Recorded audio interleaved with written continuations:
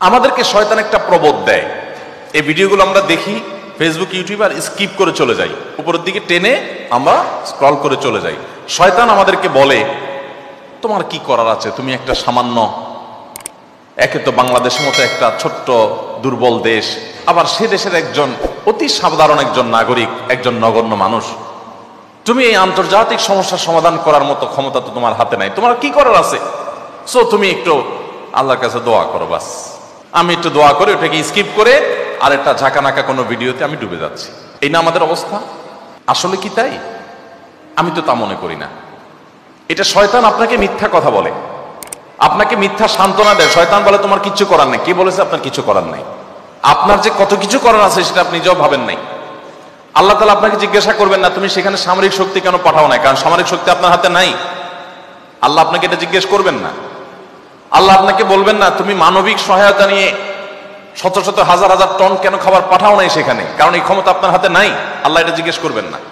আল্লাহ জিজ্ঞাসা করবেন তোমার হাতে একটা ইহুদি পণ্য তোমার বাসায়, তোমার টয়লেটে, তোমার বেডরুমে, তোমার প্রত্যেকটা জায়গা, কখনো সাবানের নামে, কখনো শ্যাম্পুর নামে, কখনো লোশনের নামে, কখনো চকলেটের নামে, কখনো ড্রিঙ্কসের নামে, কখনো রেস্টুরেন্টের ফাস্টফুডের নামে, তোমার বাসার প্রতিটা কক্ষে কক্ষে, প্রতিটা টয়লেটে তাদের পণ্যগুলো শোভা পেয়েছে। এই পণ্য বেচা টাকা দিয়ে তারা বোমা হামলা করে মানুষ মেরেছে। তুমি শুধুমাত্র তাদের প্রতি সিম্পেথি দেখাতে পারতে, সেটা তো দূরের কথা, উল্টো বরং তুমি সেই বোমা হামলার সঙ্গে জড়িত। তুমি জেনে হোক আর না জেনে হোক, তুমি বুঝে হোক আর না বুঝে হোক, তুমি কিন্তু সেই বোমা হামলার সাথে জড়িত। প্রতিদিন তুমি চাঁদা দিচ্ছ ফিলিস্তিনের মানুষকে হত্যা করবার জন্য। আল্লাহ এই কথা বলবেন? এই কথা বলার যথেষ্ট সুযোগ আছে। প্রতিদিন আপনি চাঁদা দিচ্ছেন। আমি একটা পেস্ট কিনতেছি না, আমি একটা বোমা হামলার জন্য টাকা ইনভেস্ট করছি বা চাঁদা দিচ্ছি। প্রতিদিন বাংলাদেশের প্রত্যেকটা মানুষের কাছ থেকে, প্রতিটা মানুষের ঘর থেকে ওরা চাঁদা তুলে নিয়ে যাচ্ছে। আপনি মনে করছেন মুদি দোকানে গিয়ে আমি মালামাল কিনে আনছি। আল্লাহর কসম করে বলছি এটা মালামাল কিনা না। এটা আপনি দেখছেন মালামাল কিনা, আমি এটাকে মালামাল কিনা দেখছি না।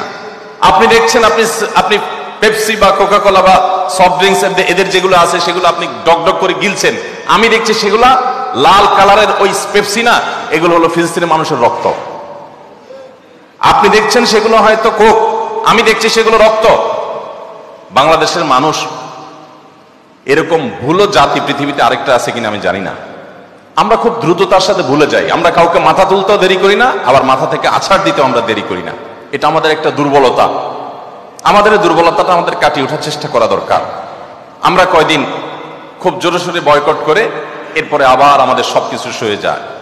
এক ভাই খুব চমৎকার বলেছেন, আমরা মানিয়ে নিয়েছি শোক, আবার উদরে ঢালছি কোক। আপনি নামাজ পড়তেছেন, আপনি সিজদা করতেছেন, আপনি অনেক কিছু করতেছেন, দিন শেষে আপনি মুসলমানদের হত্যার সঙ্গে জড়িত। আপনি নিরীহ মা শিশুগুলোকে হত্যার সাথে জড়িত, আপনি জানছেনও না।